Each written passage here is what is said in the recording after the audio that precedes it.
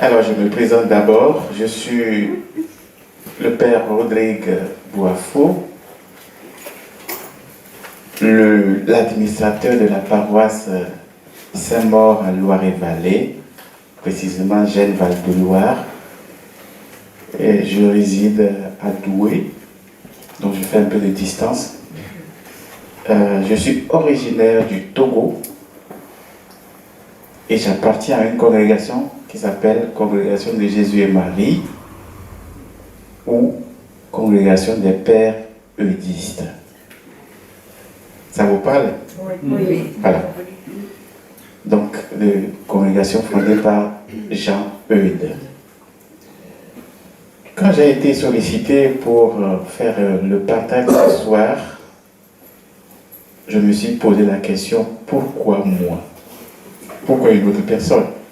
Mais je comprends, parce que je suis issu d'une congrégation, les Eudistes et le Sacré-Cœur, le cœur uni de Jésus et Marie, ça me parle.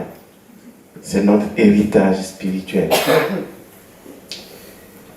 J'ai essayé d'écrire quelque chose, et puis j'ai griffonné, et j'arrive ici,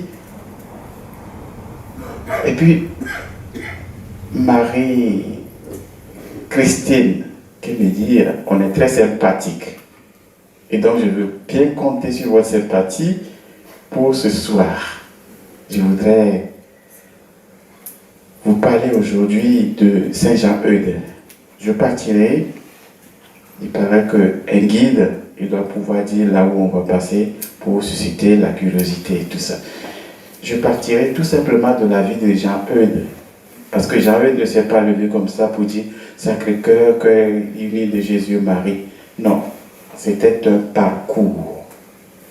Je vais partir de la vie de ce saint normand et je vous dirai à la fin une petite conclusion dans le cadre de la consécration de votre paroisse au Sacré-Cœur.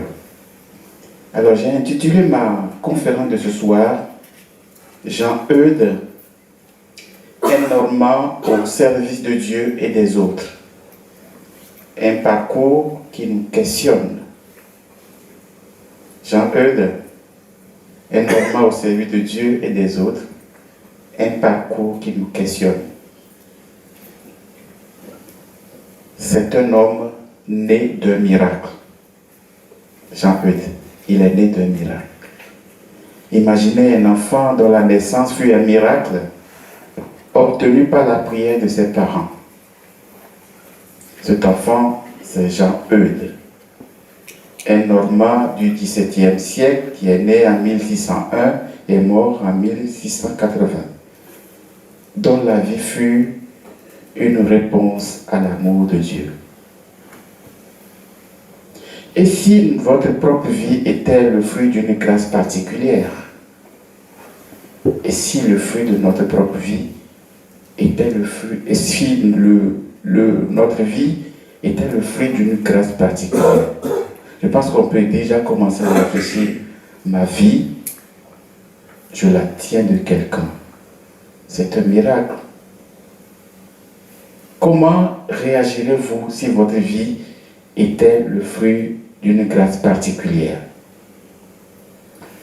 Dès sa naissance, Jean Eudes est marqué par la grâce divine. Ses parents stériles avaient prié la Vierge Marie pour obtenir un enfant. Et il consacre cet enfant à Dieu dès sa grossesse. À l'adolescence, Jean Eudes offre une bague à une statue de la Vierge Marie, symbole de son appartenance totale à Marie. Il avait entre 14 et 16 ans.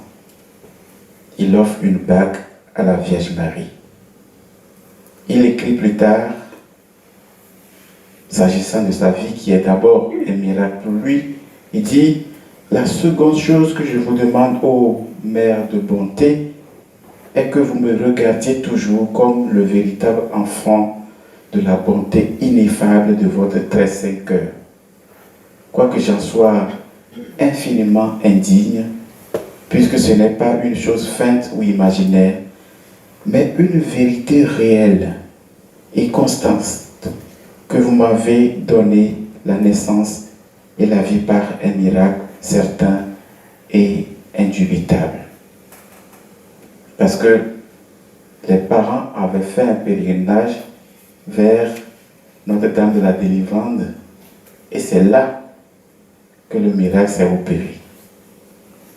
Avez-vous, chers frères et sœurs, déjà ressenti votre existence avait un sens particulier, comme Jean-Hugues? Notre existence a-t-elle un sens particulier pour nous? Le premier point, une jeunesse mystique et engagée. La réponse à l'appel divin. Dès l'âge de 12 ans, Jean-Hugues a commencé à communier chaque mois après une confession générale, une pratique quand même un peu rare de l'époque. Étant dans une paroisse où il y avait très peu d'instruction pour le salut et où très peu de personnes communiaient plus souvent qu'à Pâques, j'ai commencé à l'âge de 12 ans environ à connaître Dieu par une grâce spéciale de sa divine bonté. Il était aussi marqué par le curé de son village, un homme très sérieux qui l'avait véritablement marqué. Alors, je vous pose une question. À quel âge avez-vous ressenti un appel spirituel fort?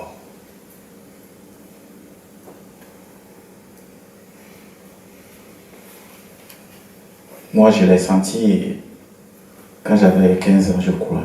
Oui.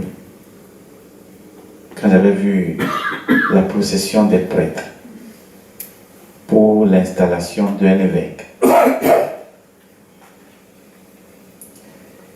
Jean-Hugues avait eu un engagement radical. Sa spiritualité intense le pousse à prononcer des vœux de servitude et de martyre qui scellent son engagement total envers Dieu. Quand il rentre au séminaire créé pour la formation à Paris, il y avait le cardinal de Bérulle, Pierre de Bérulle, qui l'accueille chez les oratoriens. Donc Jean-Hugues au départ est un oratorien. Et à l'oratoire, on apprend, c'est le christocentrisme, on dit, tout centré sur le Christ. Il a appris des choses là-bas. Et là, ils étaient appelés à faire des vœux de servitude, donc abandon total de sa volonté.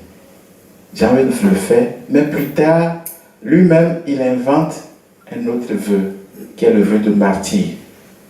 Qu'est-ce qu'il fait? Il écrit un message et puis le signe avec son propre sang. Je m'offre, et il dit ceci, je m'offre et me donne.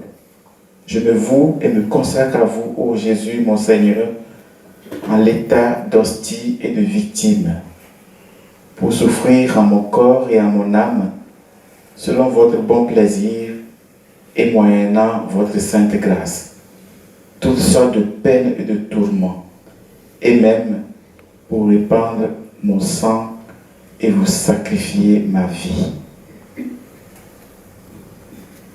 Chers frères et sœurs, jusqu'où serions-nous être capables d'aller avec le Christ au nom de notre foi?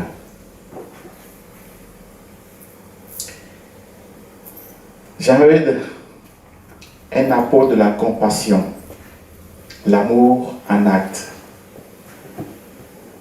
un cœur au service des pestiférés. En 1627, la peste frappe la Normandie. Jean-Hugues, après son ordination, il était tombé malade. C'était en 1625. Il est tombé malade. Et il a pris ce temps pour se refaire psychologiquement et spirituellement.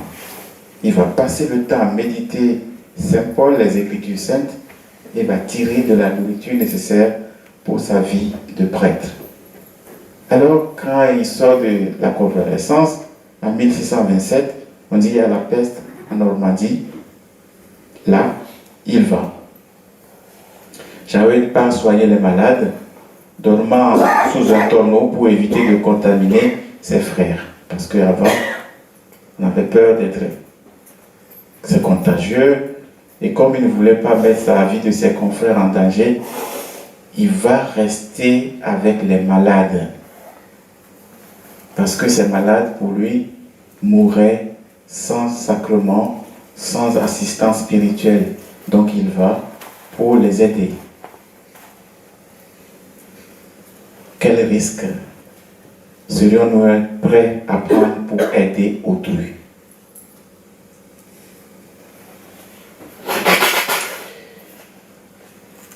En 1641,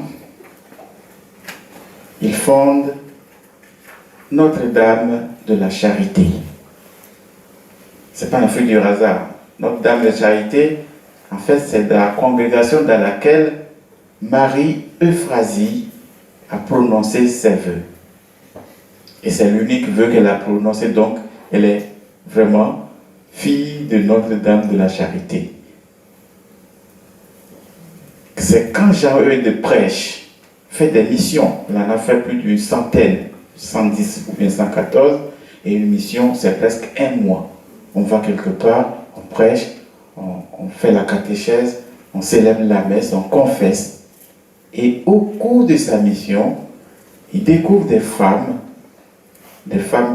qui, aux mœurs légères, qui décident de se convertir.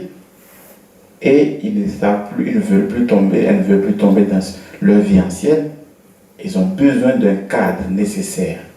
Alors Jean-Eudes crée un refuge pour les prostituées, affirmant la gloire de Dieu, c'est l'homme vivant. Pour lui, restaurer la dignité des exclus, c'est rendre gloire à Dieu. Il exige de ses disciples une charité concrète. Et il dit ceci: regardez les pauvres comme des personnes recommandées par le plus grand de vos amis, qui est Jésus. Parlez-leur doucement, traitez-les charitablement. Comment pourrions-nous aujourd'hui restaurer la dignité des exclus de notre société?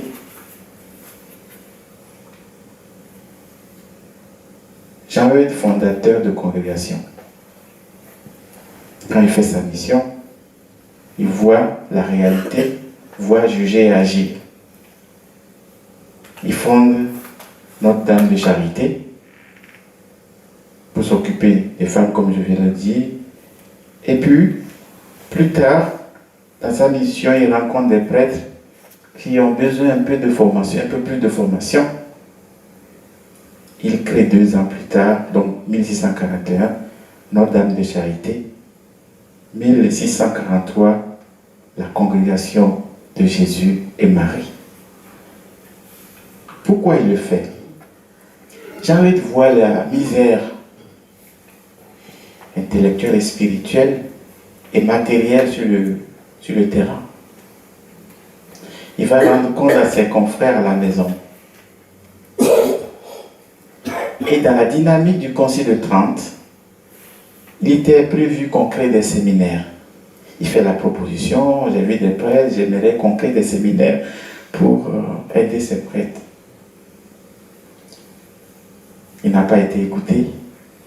Et comme ça le brûlait tellement, il sort, nous avons l'habitude de dire, nuitamment. Il quitte l'oratoire avec 5 confrères pour aller créer cette congrégation. Et c'était un 25 mars. Le 25 mars, ça nous parle quand même. Voilà. Donc pour lui, il faut former de bons ouvriers. Il dit que si les prêtres sont bien formés, certainement les paroissiens seront bien formés pour porter ensemble la mission. On dira même qu'il avait déjà l'idée de la synodalité. J'exagère un peu. Alors, il voit dans la mission la réalité, il crée des congrégations, il crée même des tiers ordres. Par exemple, Jean Jugan est issu d'un tiers ordre créé par Jean Eudes.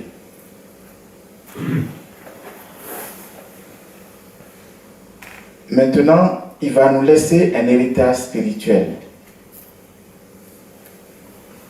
À sa canonisation, le pape disait, Pie XI, Pie X, il le qualifie de père et docteur, et apôtre de la dévotion au cœur de Jésus et de Marie. Il introduit, Jean Eudes, une innovation majeure dans la spiritualité catholique, la dévotion au cœur de Jésus et de Marie. Il est apôtre parce qu'il est messager, docteur parce qu'il a laissé, Jean Eudes a écrit beaucoup, il a écrit au moins 13 tomes d'ouvrages consacrés à cette spiritualité, à sa mission. Père qui engendre les gens dans la foi, et le pape le reconnaît lors de sa béatification en disant ceci: ce qui ajoute au service rendu par Jean Eudes à l'Église, c'est que, brûlant d'un amour tout particulier pour les sacrés cœurs de Jésus et de Marie, il fut le premier, par inspiration divine, à avoir l'idée d'un culte liturgique en leur honneur. Pratique très agréable dont nous devons le considérer comme un père, parce qu'il a honoré dès le début de son institut, comme un docteur pour l'office et la messe qu'il a composé à cet effet, enfin comme un apôtre, parce qu'il a tout fait pour la répandre. C'est Pie X qui dit cela. Quand Jean Eudes célèbre le cœur de Jésus et Marie, il n'y avait pas de messe à cet effet. Donc il a composé lui-même une messe pour célébrer ce cœur. Le pape Pie XI le dit lors de sa canonisation en 1925, confirmera ce titre de père et docteur et apôtre du culte liturgique de Jésus et Marie. Et il précisera ceci, le pape Pie XII, Saint Jean Eudes est l'auteur du premier office liturgique en l'honneur du Sacré-Cœur de Jésus, dont la fête fut célébrée pour la première fois avec l'approbation de nombreux évêques de France le 20 octobre 1672.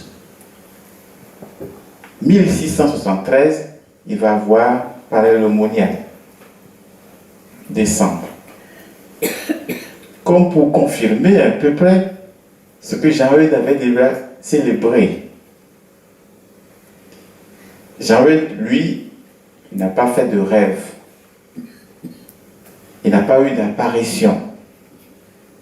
Je vous ai dit que c'est dans la mission, quand il voit la réalité, lui-même à partir de sa vie et de ce qu'il voit dans la mission, il voit la grâce, l'amour divin de Dieu qui se déploie.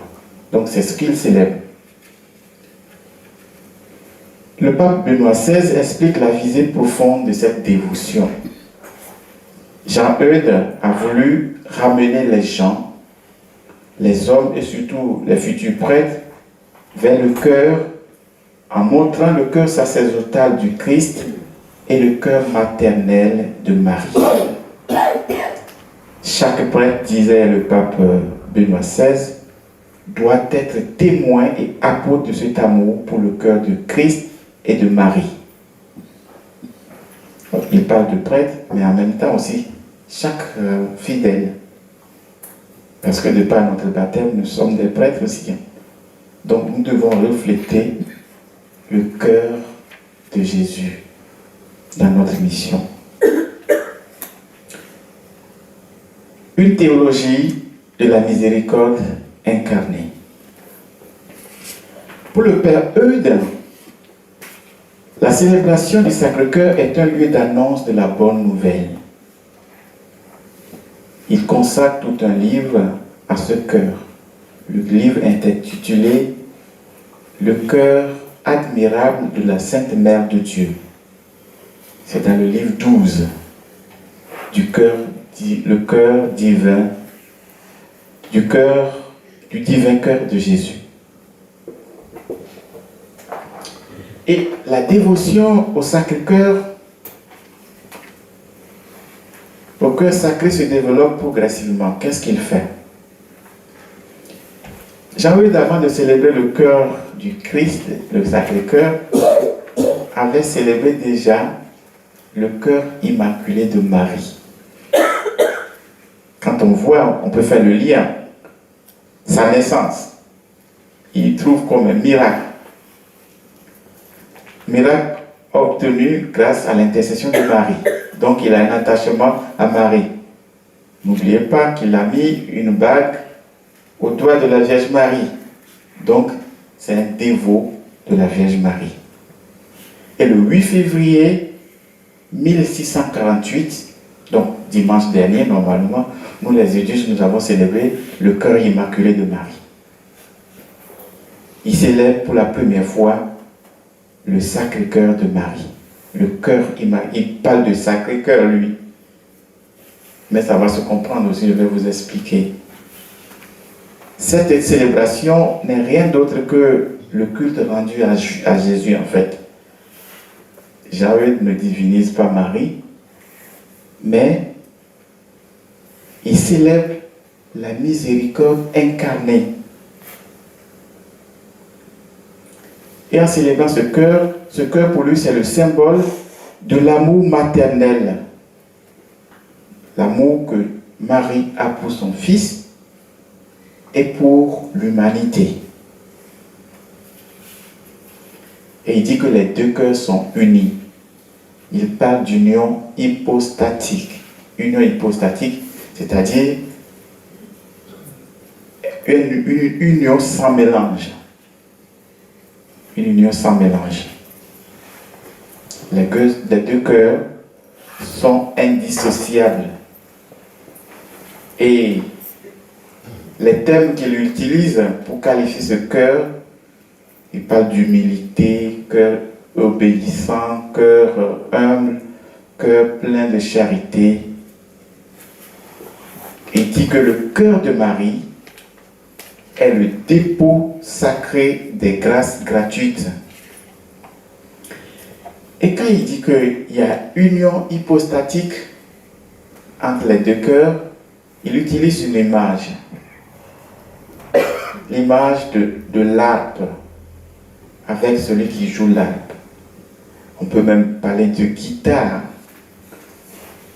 Vous voyez, quand on dit accorder une guitare,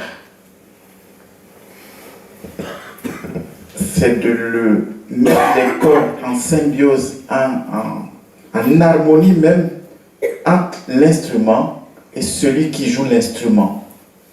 Pour que le son qu'il donne, le son qu'il imagine, le son puisse résonner à travers ces cordes. Donc, par là, cette image, on voit que Marie est tellement unie à son Fils que sa volonté est la volonté de son Fils. Voilà ce qui est célébré. Donc, en célébrant Marie, c'est en même temps avec Jésus qu'il célèbre. Et en 2021, les eudistes ont travaillé sur le Sacré-Cœur. Vous voyez ce cœur qui se trouve sur cette page. Vous voyez le bleu qui est là. Marie qui est là. Voilà. Les deux cœurs sont inséparables. En réalité, si Jean-Eudes célèbre ça comme ça, c'est pour dire que nous aussi, nous avons notre place dans le cœur. Parce que Marie, c'est vrai, elle a une grâce particulière. Mais elle est comme nous. on dit que Marie, en fait, selon le dessein de Dieu, c'est l'aboutissement, la réalisation même du projet de Dieu sur l'humanité. C'est-à-dire que ce que Dieu veut pour nous, d'être dans son cœur, Marie est le symbole là pour nous. Donc nous aussi, nous avons notre cœur dedans.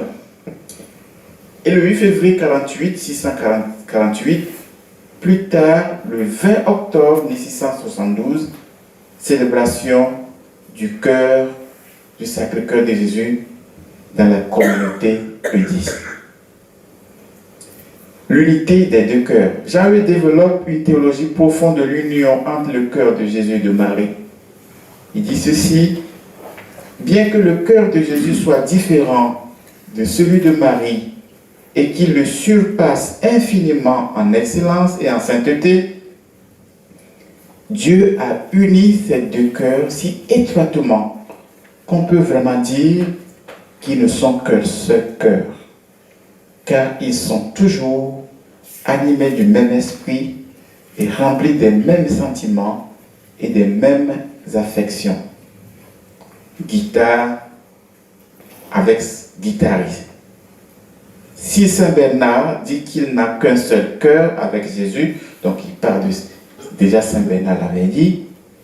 Si Saint Bernard dit qu'il n'a qu'un seul cœur avec Jésus, et s'ils ajoutent que les premiers chrétiens n'avaient qu'un seul cœur et qu'une seule âme, à cause de leur union très intime qui existait entre eux, vu l'union et la conformité très parfaite d'esprit, de volonté, de sentiment qu'il y a entre un tel fils et une telle mère.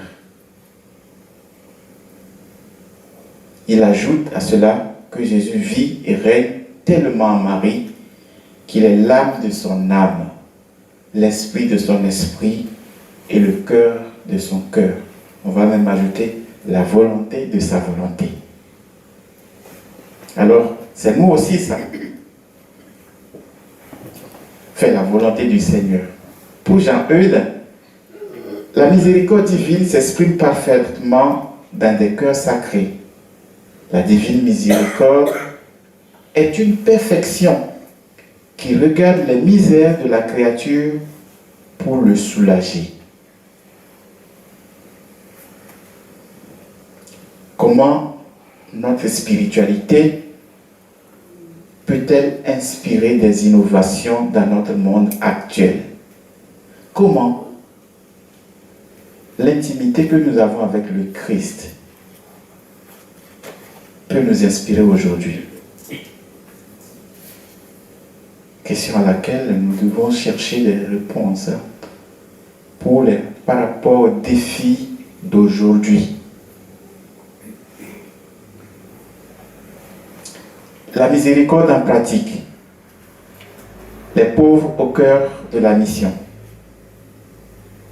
Pour Jean-Eudes, les pauvres doivent nous déranger. Accepter que les pauvres nous dérangent. Il prescrit à ses confrères de faire manger un pauvre chaque semaine avec la communauté. Donc normalement, dans une communauté eudiste, on doit mettre des couverts et puis laisser un couvert prêt pour accueillir quelqu'un.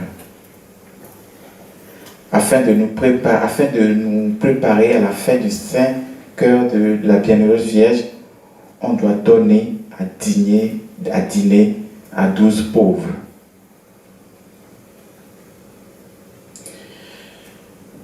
Le pape Léon XIV a écrit son exhortation récemment en nous disant que notre culte, le culte que nous rendons à Dieu, si ce culte n'a pas un aspect social, un engagement social, ce culte manquerait de quelque chose. Et même les sacrements que nous recevons nous invitent à cela.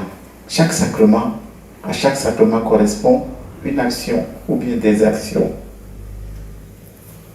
Par exemple,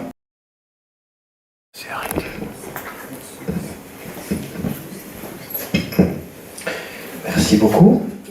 Vous avez une question? Alors. N'ayez pas peur soit de poser une question, soit de poser une affirmation. Parce que le père Rodrigue est un prêtre formidable, mais c'est pas le bon Dieu. Donc n'hésitez pas.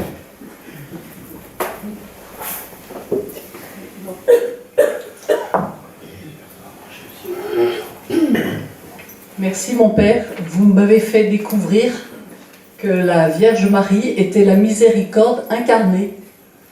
Et pour moi, c'est tout nouveau. Alors, est-ce que vous voulez dire quelque chose, Père, sur la miséricorde incarnée ou pas? Alors, c'est quand on parle puisque dans le mystère de l'incarnation, le oui de Marie fait advenir le Fils de Dieu dans le monde. Et donc, à travers cette miséricorde incarnée, il faut voir l'amour maternel. Je disais l'amour maternel de Dieu, le Marie, pour son Fils et pour l'humanité entière. Donc, la coopération de Marie à cette œuvre, même si on ne dit plus co-rédemptrice, on ne le dit plus.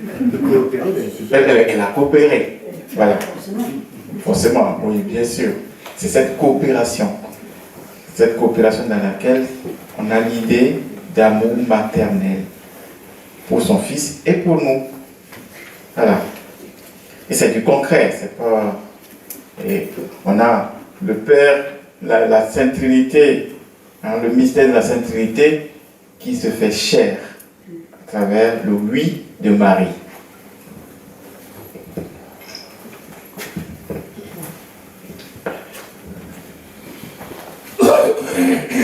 Alors j'aimerais bien ne pas entendre si quand le Saint-Père nous demande de plus dire co-rédemptrice. Merci beaucoup. Voilà, quand Rome a parlé, on essaie de comprendre avant de résister. Alors, autre chose? Est-ce qu'il y a une question Oui, l'affirmation. Merci. Ma question est peut-être un petit peu difficile, et si vous n'y répondiez pas, je ne vous en voudrais pas. Vous avez dit que Saint Jean-Eudes serait allé à Paray-le-Monial, et est-ce qu'il a eu des liens éventuellement, que ce soit en allant à Paray-le-Monial ou d'une autre manière, par correspondance ou autre chose, avec Claude de la Colombière et puis Maria Lacoque? Ah, d'accord. Oui, c'est pas difficile. Bon, c'est difficile, mais on va... Quand tu vas répondre, vous allez répondre Père avec oui. le micro, c'est mieux. Bon, je pense que Jean-Eudes avait déjà commencé à célébrer ce culte du Sacré-Cœur un an avant les révélations de Paray-le-Monial. Je pense que ils ont eu à célébrer déjà là-bas ce culte, la dévotion de Jean-Eudes avant les apparitions. En réalité, il y a un petit problème entre eudistes et jésuites sur cette question. Mais on n'en fait pas, c'est un héritage pour l'Église, et puis nous, puisque les jésuites sont quand même une grande congrégation, nous, c'est une toute petite congrégation de tout au plus 500-600. Donc, et puis, il faut voir aussi, j'avais pas de culte. Marguerite parle de révélation, voilà, de vision, tout ça, c'est pas, mais les deux se complètent. Voilà, les deux vont se compléter, se complètent. Et donc, il y avait une petite discussion autour de cette question de l'appartenance. Mais bon, après, les eudistes n'en font pas un problème. Voilà. Je ne sais pas si j'ai pu expliquer un peu. Vous avez compris? Est-ce que Parce que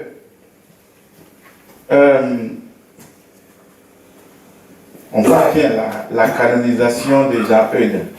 On dit il est père, docteur, apôtre. Il parle des cœurs sacrés de Jésus et Marie.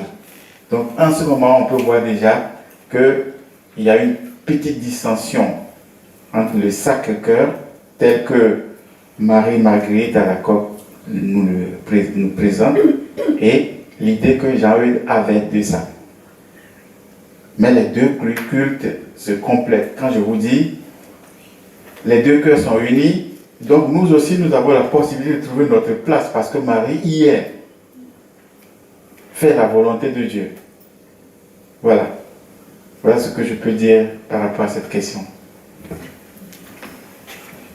Il me semble que vous avez dit aussi que le culte de Marie chez Saint Jean-Eudes a préparé l'accueil du culte du cœur de Jésus. Exact. Ce qui d'un point de vue pratique pour nous est très intéressant, parce que ça veut dire que si on veut se préparer à la consécration au cœur de Jésus, il faut sans doute prendre un chemin un peu eudiste sur les bords, tout en ayant une préoccupation jésuite de la correcte dévotion au cœur de Jésus, pour bien comprendre qui est Jésus, l'incarnation de Dieu, la miséricorde, tout ça. Une préoccupation un peu plus doctrinale, si vous voulez. Et puis de toute façon, tout ce qui est offert à Marie, forcément, il le donne à son fils.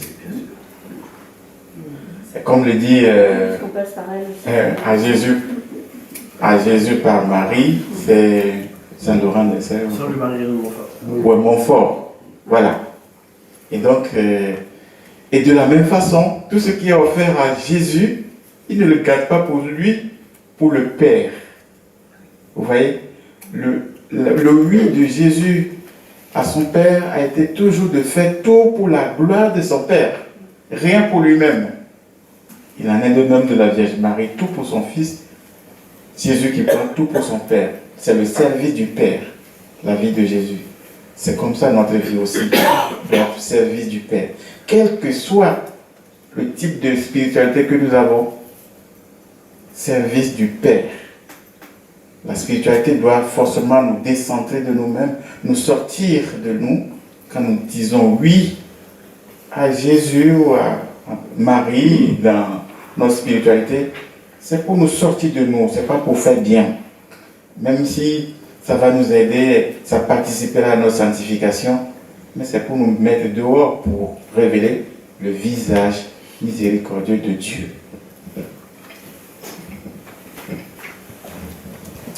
La parole est à la salle.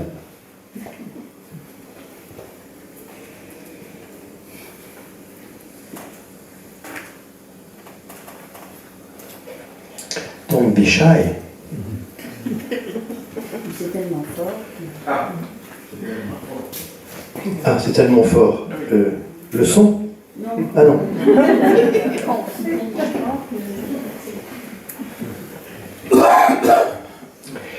On n'est pas obligé de se coucher tard exprès. Hein. Au contraire, déjà on a eu beaucoup de nourriture, je pense. On a eu beaucoup de nourriture. Peut-être que moi j'ai envie de poser une question quand même au père. Peut-être que vous avez déjà répondu à la question que je vais poser un petit peu, mais c'est peut-être l'occasion de repréciser la chose. Vous êtes devant... Alors, donc, je vous précise qu'il y a deux choses qui vont se passer dans notre paroisse. La première, c'est que le curé de la paroisse a bien voulu consacrer la paroisse au Sacré-Cœur le 14 juin prochain. Il est sympa. Bon.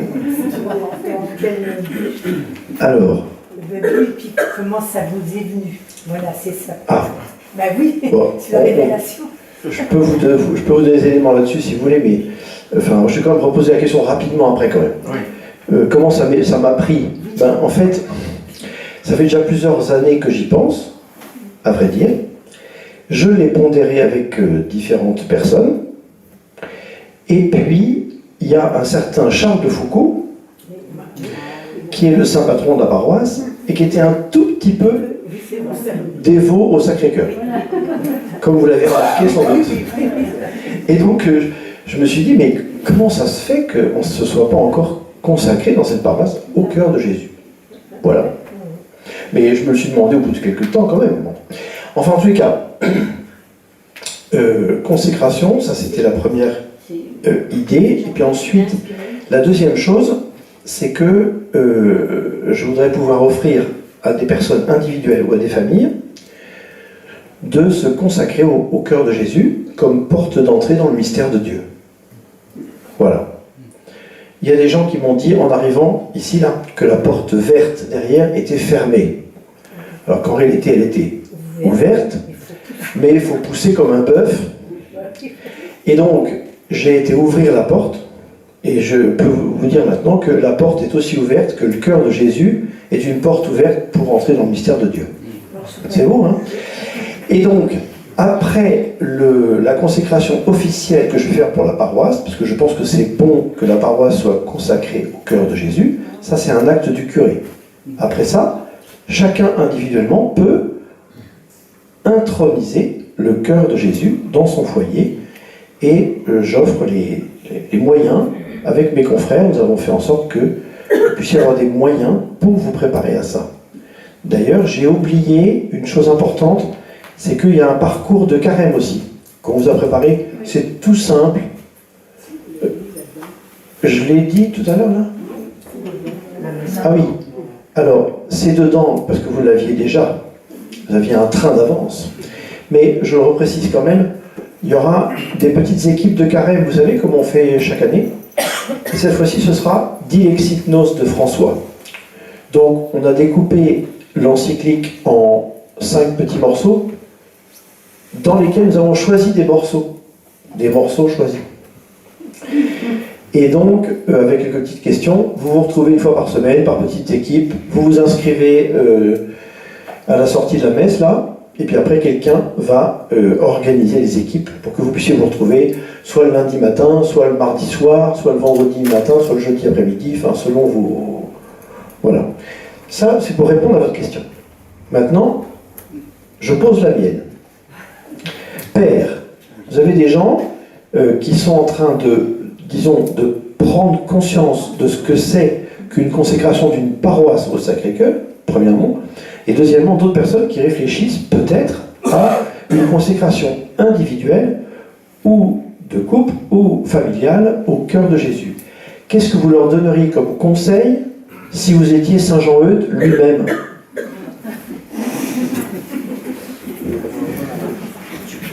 Bon, je ne suis pas Saint Jean-Eudes déjà. Quel conseil? Qu'est-ce qu'il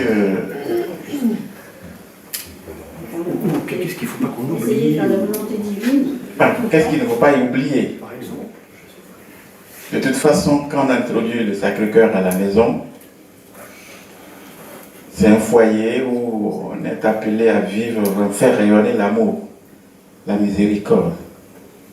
Et donc, ça doit être le principe fondateur. On dit que cette maison consacrée au cœur du Seigneur, le cœur, c'est le rayonnement, hein, de l'amour. Et Jean-Eudes, le cœur d'ailleurs, le cœur eudiste, c'est un cœur où il y a beaucoup de flammes tout autour avec la croix plantée au cœur. Vous voyez?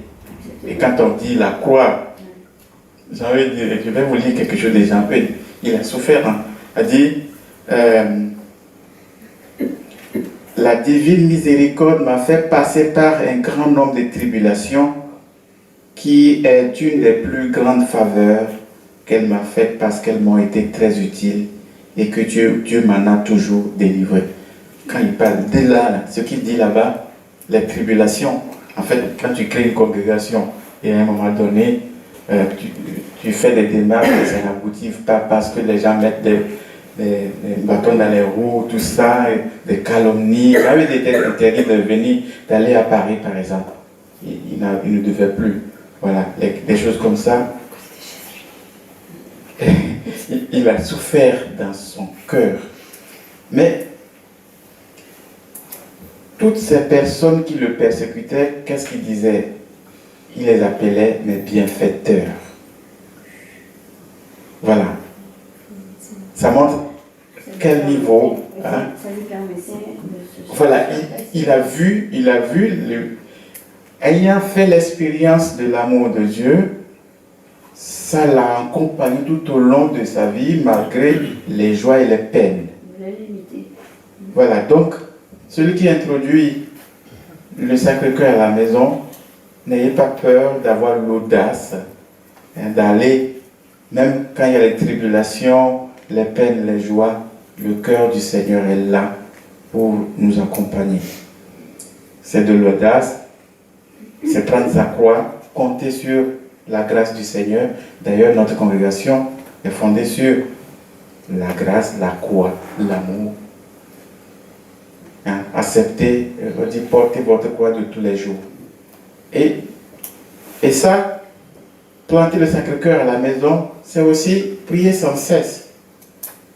Le Seigneur dit qu'il faut prier sans cesse. Ce n'est pas une télévision qu'on va allumer, mais c'est de la piété. Et la piété, ça demande de la régularité. Prendre le temps pour le cœur à cœur avec le Seigneur. Et c'est ça, c'est là qu'on est transformé. C'est là que nos tribulations, nos peines, nous trouverons des forces nécessaires pour les porter. Il n'y a pas de pluie sans problème. Ça c'est sûr, vous le savez tous. Nous le savons tous, il n'y a pas de vie sans problème. Mais si on est dans le cœur du Seigneur, quand on fait cette relation de cœur à cœur avec lui, on voit les choses autrement, même si c'est dur à porter. Donc, avoir le Sacré-Cœur chez soi, c'est un grand don que vous vous faites.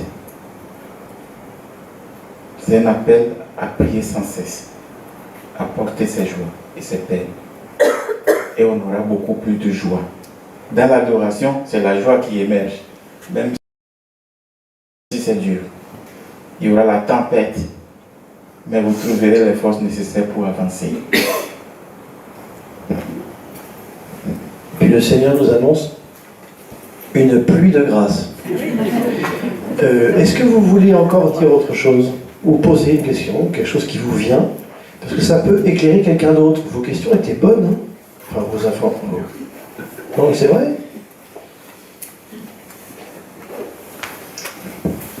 J'ai une question qui vous paraîtra peut-être un peu bizarre. Quand vous priez Jésus ou le cœur de Jésus, quelle est la différence en fait dans votre prière?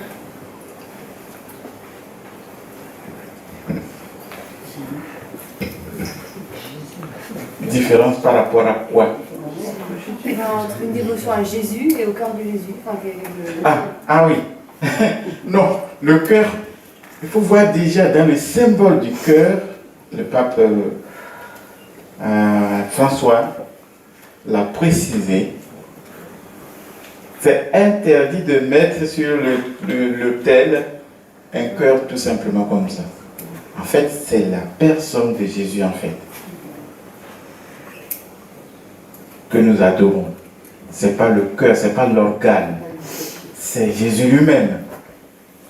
Et aujourd'hui, dans nos sociétés, quand on voit des gens ils font comme ça, c'est l'amour qui est traduit et tout le monde comprend. C'est un langage compris par tout le monde aujourd'hui. Quand on voit le cœur, on voit que c'est l'amour. L'amour qui se propage.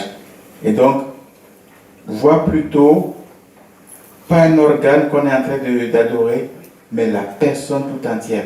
Et vous savez, il y a des expressions qui traduisent qu'on dit la personne a un cœur dur. C'est pas le cœur qui est dur, c'est pas en termes cardiologiques, c'est pas la tachycardie, non, c'est pas manque de plasticité, c'est pas ça. C'est pas le manque de plasticité du cœur, mais c'est la personne même. C'est ça. Donc, en réalité, c'est Jésus lui-même dans... on l'adore, on adore ce cœur pour qu'on le vénère, pour que nous puissions communier à ses états et mystères, pour parler un peu comme Saint Paul, communier aux états et mystères. Jean-Eudes a beaucoup utilisé ça. On veut que ces sentiments nous habitent. État et mystère, ça dit que toute sa vie, que nous puissions trouver notre place à l'intérieur de cette vie-là. C'est ça, cette dévotion. Donc voir à travers le cœur toute la personne du Seigneur.